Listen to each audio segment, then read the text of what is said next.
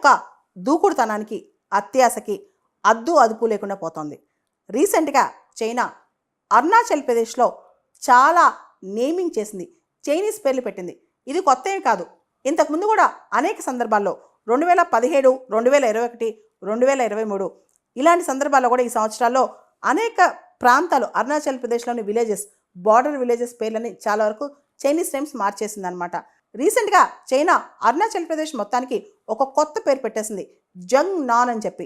China ప్రకారం అది standardisation of names అని, కానీ భారతదేశం మాత్రం ఇది కావాలని చేస్తుంది, క్రియేటివ్ నేమింగ్ అనమాట ఇదంతా అని చెప్తుంది భారతదేశం. చైనా ఇదొక స్ట్రాటజీ, అంటే ఇలా ఇన్ఫర్మేషన్ సైకే దెబ్బతీయటం అనమాట. కొత్తగా పేర్లు పెట్టినట్టు ఇది మాదే మాదే అని చెప్పుకోవడం, ఇలా చేయటం వల్ల ఏమవుద్ది, మనం చైనా ఇలా చేస్తుందని కొంచెం ఫియర్ క్రియేట్ చేద్దామని చైనా ట్రై చేస్తుంది అనమాట. ఇదే same strategy China South China సీలో కూడా వాడింది. చైనా కొన్నిసార్లు కొన్ని స్ట్రాటజీస్ వాడుతుంది.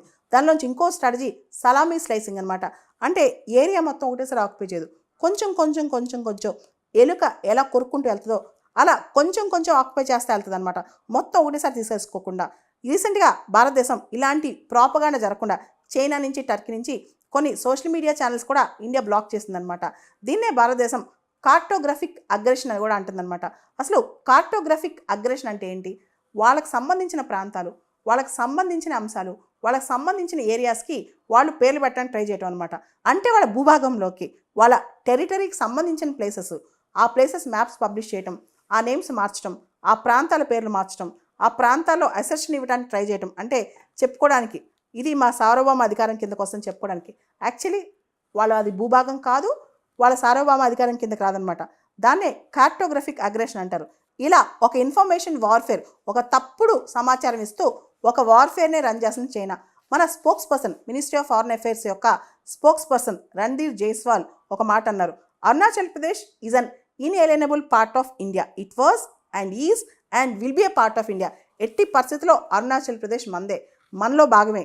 చైనా ఎన్నిసార్లు క్లెయిమ్ చేసినా, ఎన్నిసార్లు అన్నా, ఎన్ని అటెంప్ట్స్ చేసినా అరుణాచల్ ప్రదేశ్ మనదే అని చెప్పి రణ్ధీర్ జైస్వాల్ స్పష్టం చేశారనమాట. మనందరూ తెలుసు Arunachal Pradesh 83,000 square kilometres. China Arunachal Pradesh మొత్తం మాదే అని చెప్పి క్లెయిమ్ చేస్తుంది. ఇప్పుడే కాదు, దలైలామా అరుణాచల్ ప్రదేశ్కి విజిట్ చేసినప్పుడు చైనా గట్టిగానే ప్రొటెస్ట్ చేసింది. అంతేకాదు, అరుణాచల్ ప్రదేశ్ చెందిన ఐఏఎస్ ఆఫీసర్స్ చైనా విజిట్ చేయాలనుకుంటే చైనా వాళ్ళకి వీసాసే సరిగ్గా ఇవ్వలేదు. నార్త్ ఈస్ట్ సంబంధించి చాలామంది క్రీడాకారులు, ముఖ్యంగా అరుణాచల్ ప్రదేశ్ చెందిన క్రీడాకారులు చైనాకి వెళ్ళి గేమ్స్ ఆడాలంటే వాళ్ళకి స్టేపుల్ వీసాస్ ఇచ్చింది. ఇట్లా చైనా కావాలని చెప్పి చాలా ప్రొవోక్ చేస్తే ఇండియాని అరుణాచల్ ప్రదేశ్ విషయంలో. అయితే భారతదేశం మొత్తం మన ఫ్రాంటియర్స్ని కట్టుదిట్టం చేసుకోవాలనే ఉద్దేశంతో వైబ్రెంట్ విలేజెస్ ప్రోగ్రామ్ స్టార్ట్ చేసింది. వైబ్రెంట్ విలేజెస్ ప్రోగ్రామ్ ఫేజ్ 1లో ఏదైతే చైనాతో బార్డరింగ్ విలేజెస్ ఉన్నాయో అరుణాచల్ ప్రదేశ్ ఇతర ప్రాంతాల్లో, వాటిని డెవలప్ చేయడానికి, అక్కడున్న ప్రజలతో మంచి రిలేషన్స్ పెంపొందించుకోవడానికి. ఎందుకంటే అక్కడ లోకల్ పీపుల్కే అక్కడున్న సెక్యూరిటీ ఫోర్సెస్ కన్నా ఎక్కువ ఇన్ఫర్మేషన్ తెలుస్తుంది అనమాట. Local people will become ice and years of the intelligence. So వాళ్ళందరినీ ప్రమోట్ చేయడానికి, వాళ్ళందరినీ భారతీయత ప్రమోట్ చేయడానికి కూడా ఈ వైబ్రెంట్ విలేజెస్ ప్రోగ్రామ్ పనికొస్తుంది అనమాట. ఇది 100% సెంట్రల్ సెక్టర్ ప్రోగ్రామ్, దీనికి కంప్లీట్గా సెంట్రల్ ఫండింగ్ ఉందన్నమాట. ఇప్పుడు vibrant villages program phase 2 start అయింది. ఇది చైనా యొక్క బార్డరే కాదు, ఇతర దేశాల యొక్క బార్డర్ స్టేట్స్లో కూడా, అంటే మన మయన్మార్ కావచ్చు, లేకపోతే బంగ్లాదేశ్ కావచ్చు, నేపాల్, భూటాన్ కావచ్చు, ఇలా ఇంటర్నేషనల్ బార్డర్స్ ఎక్కడైతే ఉన్నాయో అన్ని చోట్ల ఈ ప్రోగ్రామ్ స్టార్ట్ అయిందనమాట. అదే వైబ్రెంట్ విలేజెస్ ప్రోగ్రామ్ ఫేజ్ 2 అనమాట. ఇది చాలా ఇంపార్టెంట్.